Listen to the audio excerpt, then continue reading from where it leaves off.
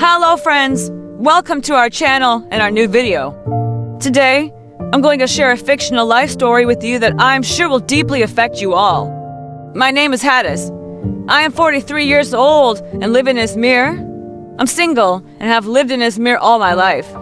It won't be easy for me to tell you about the imagined horrible. Ife I've endured since childhood, but I want to share these pains and leave the past behind. I might not even have the courage to listen to these events again, so I'll start right away. My fictional life began in a small village. I had an older sister and an older brother. My parents, who never had any formal education, didn't send us to school either. I grew up confined to the house, following my own rules and living conditions. When I was around 7 or 8 years old, I had to listen to my father locking me and my siblings in a room while he had sex with my mother. He was so obsessed with his sexual life that even now, I can't understand it. As I grew up, he started doing all sorts of things to me. When my sister got married and left me as the only girl at home, I was only 10 years old. One day, he called me to him, sat me between his legs, and started squeezing my cheeks and touching my private parts. I had no idea that the man I thought loved and cared for me was doing such horrible things. Over time, I started feeling uncomfortable and tried to distance myself from him. But my mother was so blind and ignorant that she couldn't see or understand what was happening to me. When I was 15, I experienced my first instance of my father's violence when no one else was home. He threw me to the ground while I was reaching into a sack and did something I will never forget. I felt immense pain and begged him to stop, but he didn't listen. After he was done, I stood up, devastated, with blood running down my legs. My father threatened me, saying, "You will not tell anyone about this, or I will kill you. Who will believe you?" He came with a stick and forced me into submission. When my mother came home and saw me crying, she didn't ask what was wrong or why I was crying. It was a very cruel and closed world. That evening, when my mother called me for dinner, I couldn't move or get out of bed. Eventually, my brother came and forced me to the table. That vile man looked into my eyes as if nothing had happened and asked me to pass the bread and salt.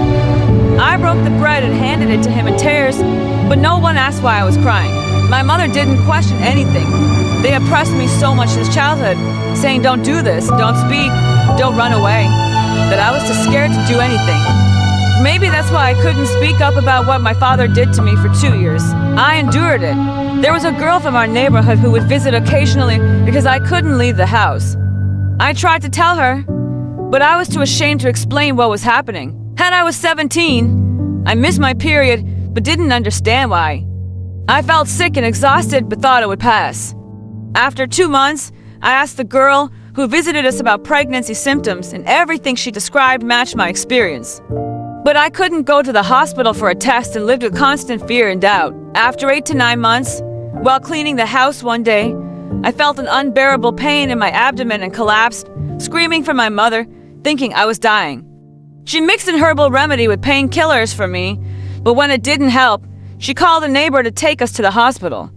There, the doctor said I was in labor and needed to prepare for delivery immediately. I was in shock, not understanding what was happening. My mother started screaming at me, demanding to know whose child it was and trying to attack me.